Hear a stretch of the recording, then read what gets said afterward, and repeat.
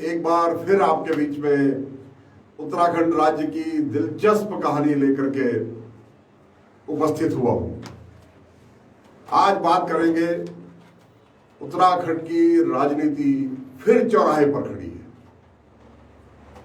और इस चौराहे में चार ही रास्ते हो इस बात की कोई गारंटी नहीं है। ये भी हो सकता है कि इस चौराहे में और कई गलियां खड़ी हो और उन गलियों में से ढूंढ कर ही हमको राजनीति का रास्ता निकालना होगा, क्योंकि जिस भारतीय जनता पार्टी को उत्तर प्रदेश की, माफ कीजिए, उत्तराखंड की तमाम जनता ने इतना बड़ा समर्थन देकर के, उन पर भरोसा करके उनको चुन करके भेजा था, 57 विधायक चुन करके उनको दिए थे, वो अपने कर्तव्य में असफल हो गए। और आज स्थिति यह है कि मैंने तो एक दिन कहा था, उस दिन बहुत से लोगों ने कहा कि सुभाष शर्मा को भाजपा विरोध की आदत है। मैंने आपको हमेशा कहा, मैं बिटवीन द लाइंस पढ़ने का आदी हूं और इन भारतीय जनता पार्टी वालों को तो मैं बहुत ढंग से जानता हूं। मैं इनकी हैसियत, इनकी औकात, इनकी ताकत, इनका बनावटीपन, मैं सारी चीजें अच्छी तरह पहचानता हूं। जी, मैंने इनके साथ काम किया है।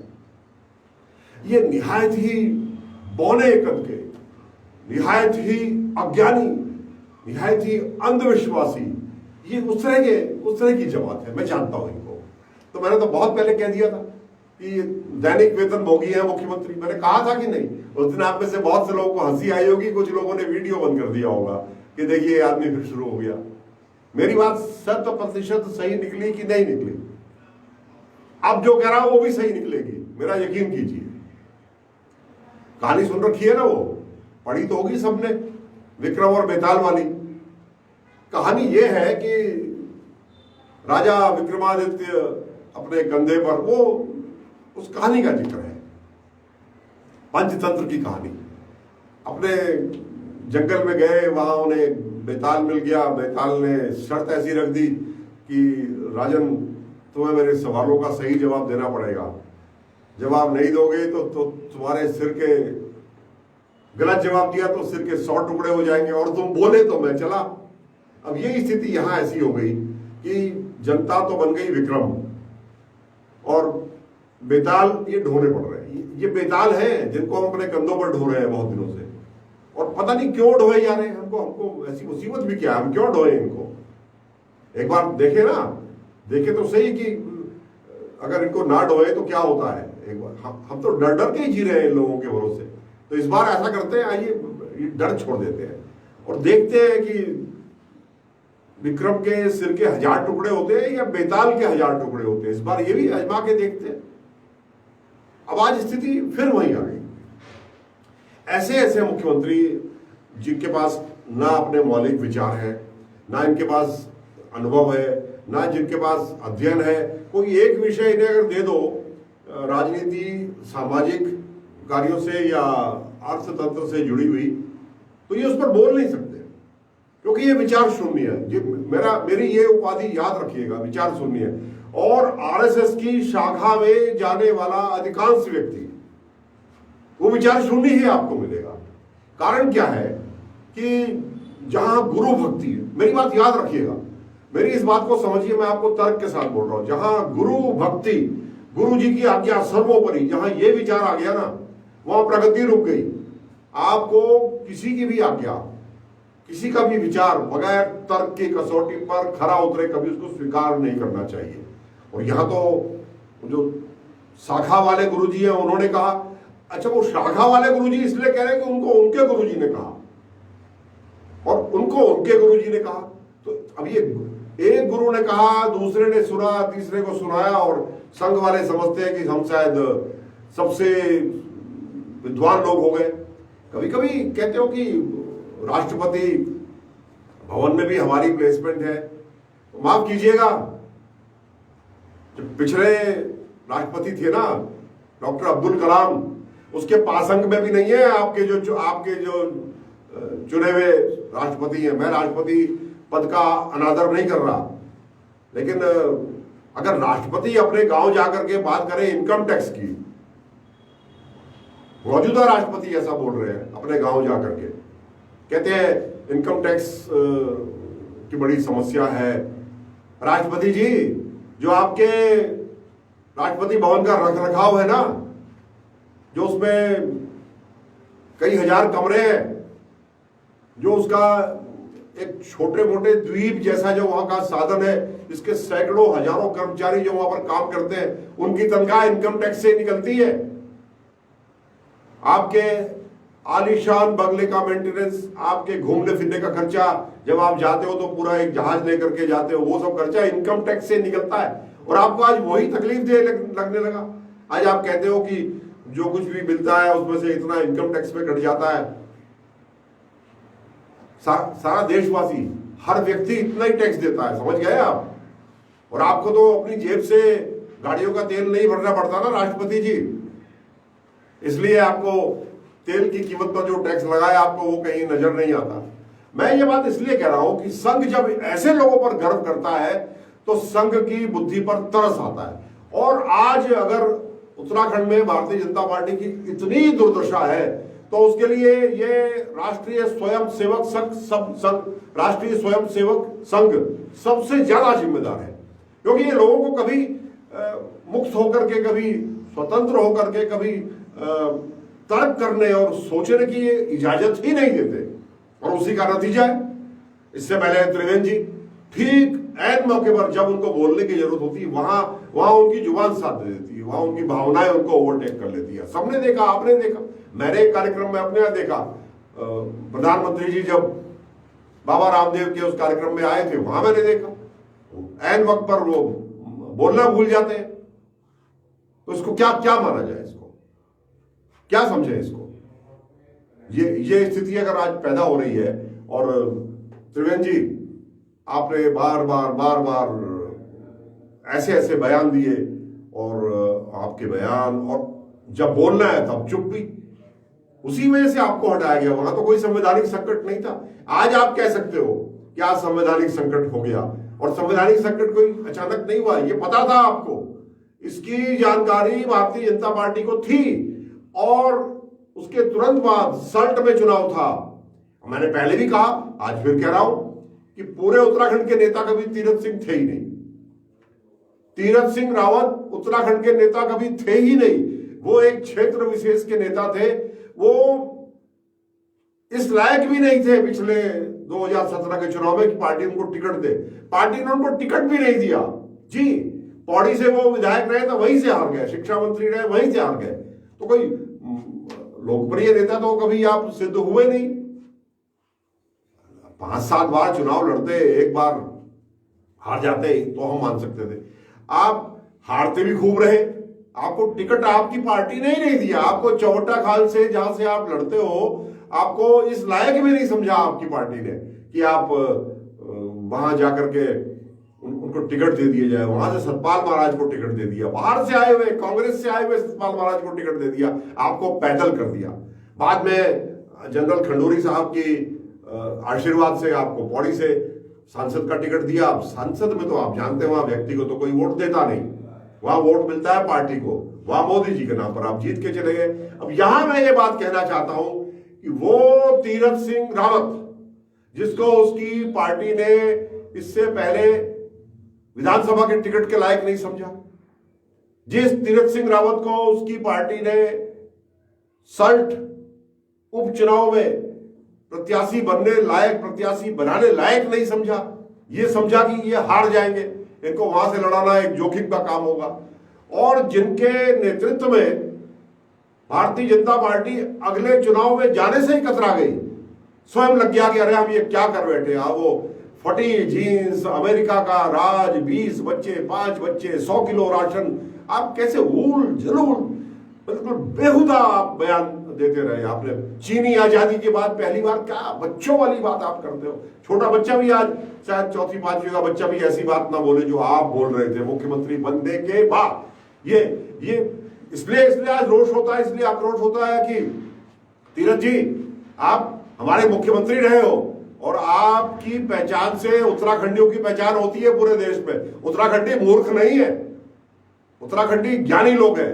उत्तराखंड ने एक से एक नेता दिए, मगर आपके बयानों से लोग यही सोचते हैं कि यार बड़े मूर्ख लोग होते हैं उत्तराखंड के। गए, आपने ऐसे ऐसे बयान दिए कि हमारी छवि भी आपने खराब करी है, आम उत्तराखंड की छवि आपने खराब की है।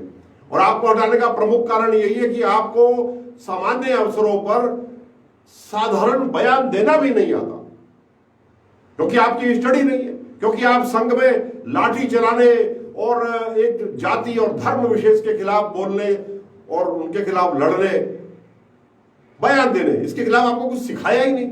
आपके दिमाग में जितने भी सेल्स आपके काम करते हैं सब में वही हिंदू मुसलमान, हिंदू मुसलमान, हिंदू राष्ट्र 370 यही भरा हुआ है। और उसका नतीजा यह है कि आज आपने हर एक मामले में आपने उत्तराखंड राज्य को बिल्कुल पिछले पायदान पर ला करके पटक दिया। ऐसे ही त्रिवेंद्र गए, विचार शून्यता की वजह से गए, वो उनके सामने कोई संवैधानिक संकट नहीं था। पार्टी को यह लगा, पार्टी ने उनका कान पकड़ के बीच सदन में से, बजट सत्र में से उनको उठा के उनका इस्तीफा ले लिया। और पार्टी इतनी जल्दी में थी कि आपको बना दिया और आज पार्टी पछता रही। हमने तो पहले दिन कहा था, हमने आपका स्वागत किया था, आपको समय भी दिया, लेकिन आप ही को मंजूर नहीं था कि लोग आपको हनीमून पीरियड दें। हमने कहा था कि हम समय देंगे, हमने ये भी कहा था कि आप भोले हो, लेकिन अगर इतने भोले हो तो किसी मंदिर समिति के अध्यक्ष बन जाइए ना। ये उत्तराखंड राज्य है, यहां पर ब्यूरोक्रेसी से काम लेने वाला आदमी चाहिए, जो ब्यूरोक्रेसी से काम लेना जानता हो। यहां पर आपदाओं से जूझने वाला आदमी चाहिए। यहां पर साक्षरता दर देश के टक्कर में रखने वाला जो प्रदेश है, जहां इतने पढ़े लिखे नौजवान हैं, उनको रोजगार देने वाला आदमी चाहिए। ये भोलापन, सीधापन, ये कोई क्वालिफिकेशन नहीं है। ये इतने महत्वपूर्ण पद पर जो कांटों का ताज है, जहां पर आपको योजनाएं भी बनानी है, उनको जस्टिफाई भी कराना है, उनके लिए बजट भी लाना है, उनको जमीन पर भी उतारना है, उसमें कम से कम बंदर बाट हो, उसमें कम से कम कमीशन बाजी हो, वो पहली ही बाढ़ में बह ना जाए, जैसे पलटन बाजार में आपका मेयर जो बैठा हुआ है। ये शर्म नहीं आती भारतीय जनता पार्टी वालों आपको? फिर आप अगली बार फिर वोट मांगने आ जाओ। क्या हाल आपने आज पलटन बाजार का कर दिया। ये बातें संदर्भ में आती है, इसलिए रोष होता है और बोलना पड़ता है। पहली बारिश में आज इतने बेतरतीब तरीके से, मालूम नहीं इसके पीछे क्या स्वार्थ है आपका मेयर साहब गामा जी। मैंने आपकी कभी आलोचना नहीं करी, मैं आपको एक संघर्षशील व्यक्ति मानता था, लेकिन ये क्या मजाक कर रहे हो। आज पलटन बाजार का वो व्यापारी जो आपको चंदा भी दे रहा है, जो आपको वोट भी देता है, आपके लिए नारे भी लगाता है, आपके लिए जब आप कहते हो आपके लिए बाजार बंद भी करता है, आज आपने उसका इतना बुरा हाल कर दिया। पहले ही बारिश में उनके दुकानों के अंदर पानी घुस रहा है।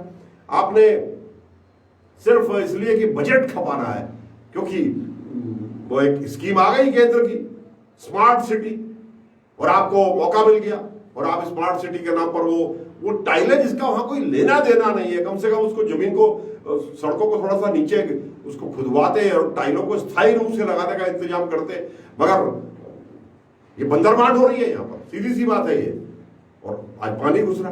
तो इतने अदूरदर्शी लोग, ऐसे लोग जिनके पास कोई स्कीम नहीं है, जिन्होंने सिर्फ ये शब्द सुन लिए टेलीविजन या अखबार में पढ़ लिए, जिनको इसका मतलब मालूम नहीं स्मार्ट सिटी क्या होती है, आज आपने यह हाल कर दिया। तो कुल मिला के भारतीय जनता पार्टी ने उत्तराखंड के साथ इतना बड़ा अन्याय किया है कि आपको कभी आपको जनता माफ नहीं करेगी, ये समझ लीजिएगा बीजेपी वालों। और आप बैठे हो, और आज पार्टी इतने गुटों के अंदर बट चुकी है, इतने गुटों में, इतने उप गुटों में बट गई है। पूर्व मुख्यमंत्री त्रिवेंद्र सिंह फिर दावा कर रहे हैं, और वो अकेले आदमी है, मैं बता दूं, स्पष्ट कर दूं, जिसके पक्ष में किसी विधायक ने बोला। और जो मेरी जानकारी है, महेंद्र दिलीप रावत जो लैंसडाउन के विधायक है, उनके अलावा 14-15 विधायक और हैं जो अपनी राय दे रहे हैं कि नहीं, त्रिवेंद्र को दोबारा से बनाइए। ये आपकी कहां गया आप केंद्र का अनुशासन? किस मुंह से आज त्रिवेंद्र के पक्ष में पार्टी बोल रही है? आपके यहाँ तो पर्ची सिस्टम है ना, और प्रदेश अध्यक्ष आराम से कह देते हैं कि विधायक तय करेंगे। कभी तय करा विधायकों ने? मैं सवाल पूछ रहा हूं भारतीय जनता पार्टी वालों, कभी तय करा आपके विधायकों ने? जनरल खंडूरी के पक्ष में 8 विधायक भी नहीं थे, और 6 घंटे आपकी घोषणा रुकी रही। आप दिल्ली से आपने कहलवा के रखा, और आपने विधायकों के ऊपर अपना आदेश थोपा, और नतीजा ये हुआ कि आपको वो हटाने पड़े। हटाया ना आपने, और हटाया तो फिर डॉक्टर निशम को फिर आपके कान भरे गए, क्योंकि आपके यहाँ कुछ यहां से तय होता ही नहीं है। बंधुआ है आप, भारतीय जनता पार्टी वालों, अनुशासन के नाम पर आप बंधुआ मजदूरी कर रहे हो केंद्र की, उन लोगों की जिनको पहाड़ से कुछ लेना देना नहीं है। आपके जितने प्रभारी इससे पहले आए उन सबके अपने वेस्टेड इंटरेस्ट यहां पर रहे हैं। कोई जो सिटुर्जिया प्रोजेक्ट है ऋषिकेश वीरभद्र के पास, किसी का उसमें इंटरेस्ट था, कोई अन्य दूसरी योजनाओं में यहां पर 4 पैसे कमाने की इच्छा रखते हैं। वो तमाम लोग वो लोग आपके यहां आकर के निर्णायक फैसला लेने वाले लोग हो जाते हैं। तो उत्तराखंड की जनता के साथ ये ड्रामा क्यों करते हो? आज कह रहे हो जो विधायकों की राय होगी, विधायकों की राय होगी तो लिफाफे में से आप क्यों निकालते हो? और विधायकों की राय अपने विधायक के लिए क्यों नहीं बनती? अब बार बार गैर विधायक को क्यों बना देते हो? क्यों बनाते हो आप? और मुझे जो जानकारी मिली है, मैं तो स्पष्ट वक्ता हूं। बिशन सिंह चुफाल जी मेरे बड़े हैं, मेरे आदरणीय हैं, लेकिन फिर कह दूं आज मैं 2 महीने बाद मेरी बात याद रखना, अगर आप आज उनको बनाने की सोच रहे हो तो मुझे यह सूचना मिली है, वो भी सीएम मटेरियल नहीं है। मैं आज फिर कह दूं आपको, वो एक भले आदमी है, वो एक पार्टी के लिए समर्पित व्यक्ति हैं, लेकिन उनके भी ज्ञान की और उनके एक्सपीरियंस की और उनके काम करने के तरीके की उनकी भी सीमा है। वो भी कुछ डिलीवर नहीं कर पाएंगे। भारतीय जनता पार्टी वालों, आपने कोई ज्ञानी व्यक्ति चुना ही नहीं। और उन मित्रों से कहना चाहता हूं जो कांग्रेस छोड़ करके, अपनी दूसरी पार्टियां छोड़ करके भारतीय जनता पार्टी में इसलिए गए थे कि उनको वहां मुख्यमंत्री बनने की उनकी प्रबल इच्छा है मन में। साफ कहता हूं, हरक सिंह जी आपसे भी कह रहा हूं, आज सुबोध उनियाल जी आपसे भी कह रहा हूं, यशपाल आर्य जी, सतपाल महाराज जी आपसे भी कह रहा हूं। मैं साफ कहने वाला व्यक्ति हूं, कितनी योग्यता हो। और मैं ये स्वीकार करता हूं कि आप लोगों के अंदर इन भाजपाइयों से 1000 गुना ज्यादा योग्यता है, ये मैं स्वीकार करता हूं। ये आपने कांग्रेस पार्टी में रह करके ये सब गुण सीखे, आप काम लेना जानते हो, लेकिन आप कभी भी भारतीय जनता पार्टी के तरफ से की तरफ से मुख्यमंत्री के कैंडिडेट नहीं हो सकते, क्योंकि आप संघ के नहीं हो। निक्कर पहनिए पहले 20 साल और जाकर के संघ की शाखा में आप डंडा चलाइए वहां पर, और अंधविश्वासी होकर के उस झंडे को जो भारतवर्ष का नहीं था, आप उस झंडे को वहां जाकर के सिर झुकाते हैं जिसमें पाकिस्तान भी है। आप पाकिस्तान के सामने, बांग्लादेश के सामने सिर झुकाते हैं वहां उस झंडे के सामने। क्यों? क्योंकि वो गुरुजी ने कहा है, वो अंधविश्वासी अज्ञानी गुरुजी। अरे 1950 में अखंड भारत की बात किसी ने करी, किसी ने 1935 में करी, वो बात तो समझ में आती है। आज कैसे संविधान से हमारा जो नक्शा आज स्वीकृत है और जो हिंदुस्तान का भूभाग है, हम अपने नक्शे से बाहर के क्षेत्र को क्यों शीश नवाए? ये काम सिर्फ ये काम आरएसएस की शाखा में ही हो सकता है। मैंने वहां देखा है, वो अखंड भारत का एक नक्शा दिखा देते हैं, वो हमारा भूभाग है ही नहीं। वही भूभाग जिसको सबसे पहले अलग करने के लिए हिंदू महासभा ने पहल की थी, वही भूभाग जिसको सबसे पहले भारत से अलग करने के लिए मुस्लिम राष्ट्र, 2 लोग हैं, सावरकर सबसे पहले कहा था 2 राष्ट्र की थ्योरी उसने दी थी। जिस सावरकर ने धर्म के आधार पर हिंदुस्तान से एक बड़ा क्षेत्र अलग किया, जिस श्यामा प्रसाद मुखर्जी ने सबसे पहले बंगाल का एक बड़ा क्षेत्र सिर्फ इसलिए कि वो मुस्लिम आबादी वाला क्षेत्र है और उस पर श्यामा प्रसाद मुखर्जी ढाका से जीत के नहीं आ सकते थे, उसको हिंदुस्तान से अलग कर दिया। आप उसी को आज सिर झुकाते रहते हो। तो अगर ये आपके अंदर है, इतना गिर सकते हो कि पड़ोसी राज्य जो हमारे दुश्मन राज्य हैं, आप उनके भूभाग को भी शीश नवाना है, ऐसे करके शीश नवाते हैं, मैंने देखा हुआ है उसमें। तो कहीं कांग्रेस वालों, वरना यह आपकी भारी भूल साबित होगी। करते रहिए लॉबिंग अपने लिए। मंत्री तो आप यहां भी बन सकते थे, अगर मंत्री बनने के लिए आप वहां गए थे। ये कुछ मेरी पीड़ाएं हैं, और ये पीड़ा पार्टी से, अगर आप अच्छा कर रहे हैं तो करते नहीं, मैंने करा है ना, मैंने तो पहले सिद्ध किया है। मैं तो भारतीय जनता पार्टी के साथ पहले रहा हूं, और आज फिर आप चुनाव के नाम पर अपनी गुटबाजी कि आपको तेज आदमी चाहिए ही नहीं, आपको योग्य आदमी चाहिए ही नहीं, आपको मोहरा चाहिए जो आपके इशारों पर चल सके। ऐसा आदमी चाहिए जिसमें निर्णय लेने की क्षमता ना हो। भारतीय जनता पार्टी के गुटबाज नेताओं को ऐसा मुख्यमंत्री चाहिए जिसकी रीढ़ की हड्डी ना हो, जो सीधा खड़ा ना हो सके। चाहिए ही नहीं ऐसा आदमी आपको तो ऐसा चाहिए जो आपके सामने दुम हिलाता रहे। माफ कीजिए, दुम जरा कड़वा शब्द मैंने बोल दिया, पर सच्चाई है कि जो आपकी आज्ञा का पालन करता रहे। ऐसा मुख्यमंत्री आपको चाहिए, जो अपने आप निर्णय लेने की क्षमता ना रखता हो, जिसको भाषण तक देना ना आता हो, भाषण देना आ गया तो कल को स्टार प्रचारकों की लिस्ट में आपका नाम नहीं आएगा। भारतीय जनता पार्टी के कुछ नेता आज इस जुगाड़ में लगे हुए। और ये मैं फिर कहना चाहता हूं, 57-56 विधायक तो अभी जीवित हैं, उनमें से कईयों के खिलाफ तो बलात्कार और अन्य व्यभिचार के मुकदमे कोर्ट के आदेश पर, ये भारतीय जनता पार्टी ने मुकदमे दर्ज नहीं किए, कोर्ट के आदेश पर वो मुकदमे चल रहे हैं। तो ठीक ठाक तो 40-50 एमएलए हैं आपके, उनको मैं जनप्रतिनिधि मानता ही नहीं, जिनके ऊपर एक अपनी ही कार्यकर्ता के उत्पीड़न का आरोप लगा हुआ है और वो उस मुकदमे को झेल रहे हैं। ये कुछ बातें हैं। 3 बजे ये फिर ड्रामा होगा आज दिल्ली से पर्यवेक्षक काहे को, क्यों नहीं विधायक दल यहाँ का बैठ करके कह देता हमने इसको चुन लिया, हमने इसको मुख्यमंत्री चुन लिया, और दिल्ली को आप इन्फॉर्म करिए किस बात का पर्यवेक्षक, क्यों चाहिए आपको पर्यवेक्षक? क्योंकि दिल्ली से पर्ची आएगी ना, जैसे पहले आई थी। और इन विधायकों में से आप किसी को चुनने की हिम्मत नहीं रखते, क्या मजाक है ये? आप बार बार सांसद को चुन लेते हो, और ये सांसद 3-4 सांसद, जिनमें से एक तो केंद्र में मंत्री भी है, ऐसे मरे जा रहे उत्तराखंड का मुख्यमंत्री बनने को। पहले क्वालिफिकेशन तो लाओ ना अपनी, पहले एमएलए तो बनो। जब संवैधानिक संकट तीरथ के सामने है तो क्या जनवरी में फिर इस्तीफा दोगे? तो ये कितना अजीब लगता है कि आज सांसद अपने लिए लॉबिंग कर रहे हैं, और ये जानते हुए लॉबिंग कर रहे हैं कि वो विधायक नहीं बन सकते। अब अगले 2022 के चुनाव से पहले यहाँ कोई चुनाव नहीं हो सकता, वो सेक्शन 151 में उसकी बाध्यता है।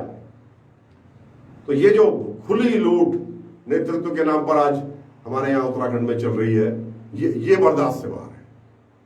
मुख्यमंत्री तो आप ही का बनेगा, इसमें कोई दो राय नहीं है, भारतीय जनता पार्टी का ही बनेगा जब मेजोरिटी आपकी। लेकिन ऐसे आदमी को तो लाओ जिसको मुख्यमंत्री बता करके हम भी पूरे देश के अंदर गर्व से कह सके हमारा मुख्यमंत्री है। और ऐसा आदमी ला रहे तो थोड़ी ट्रेनिंग दो भाई उसको बोलो कि जनाब कम से कम सामान्य बयान दे रहे तो सीख ले। ये फटी जीन्स में ना उलझाए लोगों को, इसमें हंसी उड़ती है, हम लोगों की भी हंसी उड़ती है। हमारे बारे में गलत धारणा पूरे देश में बनती है उत्तराखंड के लोगों के बारे में कि उत्तराखंड के लोग तो ऐसे ही हैं, इनको तो बोलना तक भी नहीं आता। और ये स्थिति आ जा रही है। मुझे उम्मीद है 3 बजे आज कोई अच्छा फैसला ये लोग करेंगे, और नहीं हुआ तो इस बार हनीमून पीरियड किसी को नहीं देंगे। हम पहले ही दिन से गुण दोष के आधार पर उनकी समीक्षा करना शुरू कर देंगे। अब वो समय नहीं रह गया, 8 महीने कुल बचे हैं चुनाव में, यदि आपने पहले ना कराए तो, क्योंकि आपका भरोसा नहीं है, क्योंकि आप अंदर से आपके मन में षड्यंत्र चलते रहते हैं। साफ दिल के लोग नहीं हो आप उत्तराखंड की उस जनता से जिसने पुरानी एस्टेब्लिश पार्टी को हराया, उसके मुख्यमंत्री को दोनों जगह से हराया और आप पर भरोसा किया, आप उसके पक्ष में कभी सोचते ही नहीं। आप अपना गुट, अपनी पार्टी, अपने वर्चस्व के बारे में कुल सोचते हो। ये मेरी पीड़ा थी, आज मैंने आपके समक्ष रखी, और देखते रहिए। और ये पीड़ा रखने का अधिकार मेरा इसलिए है कि मैं आपको पहले दिन से मैं लगातार इस तरह के षड्यंत्रों से और इस तरह के नालायक अयोग्य लोगों के सत्ता में आने के खिलाफ सचेत करता रहा हूं। और मुझे इस बात की खुशी है कि जिस दिन से त्रिवेंद्र सिंह रावत 9 मार्च को हटे, उस दिन से आपने मेरी बात पर भरोसा करना थोड़ा सा ज्यादा शुरू किया।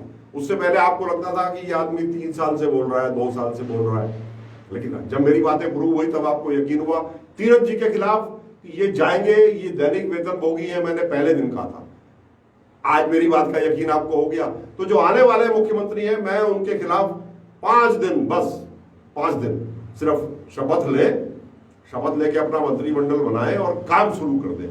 आपदा से घिरा हुआ उत्तराखंड, बेरोजगारी से घिरा हुआ उत्तराखंड, स्वास्थ्य समस्याओं से टूटा हुआ उत्तराखंड, टूटे हुए पुल, टूटी हुई सड़कें, ढहते फ्लाईओवर, उससे घिरा हुआ पीडब्ल्यूडी वाला उत्तराखंड, शिक्षकों की हड़ताल वाला उत्तराखंड, रोडवेज कर्मचारियों की तनख्वाह के लिए माननीय हाईकोर्ट के निर्देश के बाद उनको 5 महीने बाद उनके घर में राशन आया, उनके घर में थोड़ा सा रोशनी आई, वो वाला उत्तराखंड। उस उत्तराखंड को एक कर्मयोगी की जरूरत है, हमें इंतजार है एक कर्मयोगी का।